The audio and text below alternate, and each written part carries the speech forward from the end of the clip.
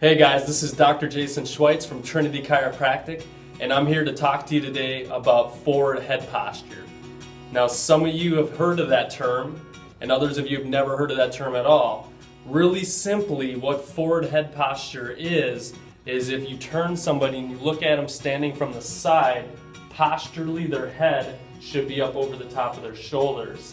And more specifically, their ears should be up over the top of their shoulder as well, so you should see them line up.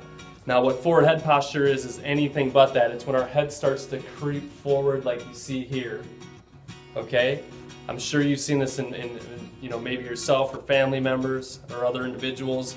Perhaps when you're out in the public walking around, we see a lot of older folks walking around kind of developing that hunchback. That's an advanced version of forward head posture.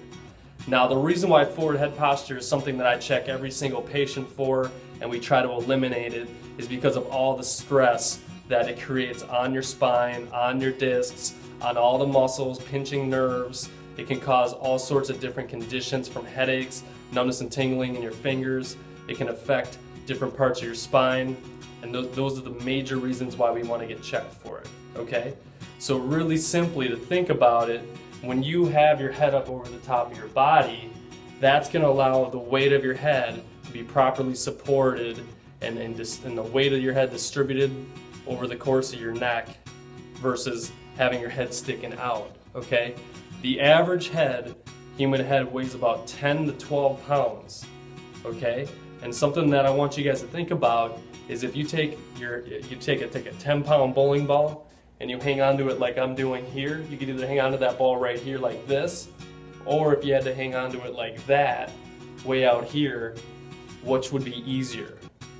Now, everybody knows, I ask this to all my patients, everybody knows when you hold it like this, if you put a ball right here, it's a lot easier. And the reason for that is that the weight of that ball is going to go directly into your forearm, which can support the weight. Now, if you were to take that ball and switch it out like this, try to hold onto it, palming it in this particular fashion, it's going to put a lot of stress on your wrist. It's going to put extra stress on your elbow, even more stress on your shoulder back here as well. Holding onto a ball like this is going to cause more problems, more fatiguing. It's going to be harder for you to do. Now let's take that concept and apply it to your neck and your head, okay? As your head shifts forward, again, the average human head weighs about 10 pounds, but based on laws of physics, for every inch your head shifts forward, you're going to put about 10 extra pounds of stress into your spine. And that extra stress is going to lead to things like disc herniations, disc bulge, pinched nerves. It can lead to arthritic changes like bone spurs and spinal degeneration as well. So these are the reasons we want to check that. Another analogy I like to use with my patients to help them better understand the concept of forward head posture and what that does to your neck and your muscles and your vertebrae and your nerves and everything in the back of your head here and spinal cord is that if you think about it, you drive a car every day to and from work or drop your kids off at school or something like that, right? Well, your cars have a suspension system in them.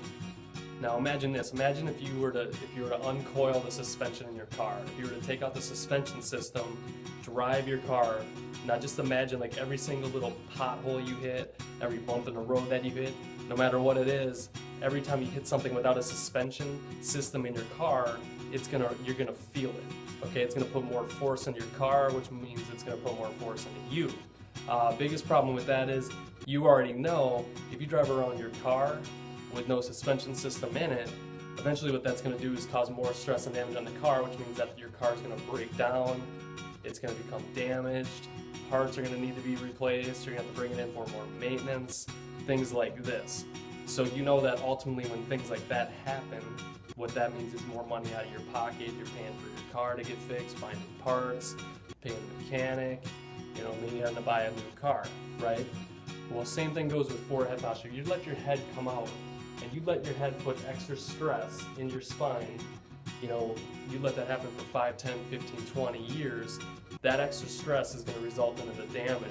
And if you don't take care of that, if you're not trained how to properly get your head back up over the top of your body, it can lead into a long list of degeneration conditions that we'd already mentioned. So again, I check every patient for this. It's something that we really want to start out. We want to look at the top part of your head and the spinal cord up at the top, the nerves that come off your spinal cord at the top. They're the most important. So when we look for patients, we look for forward head posture. We train you to get your head back up over the body. We have a few exercises in the office that we train everybody on how to use it to catch this condition and how to reverse it, so you're not left, 50 years down the road having a lot of damage in your neck, leading towards a bulge disc herniation, arthritis, something like that. We want to catch it before it happens.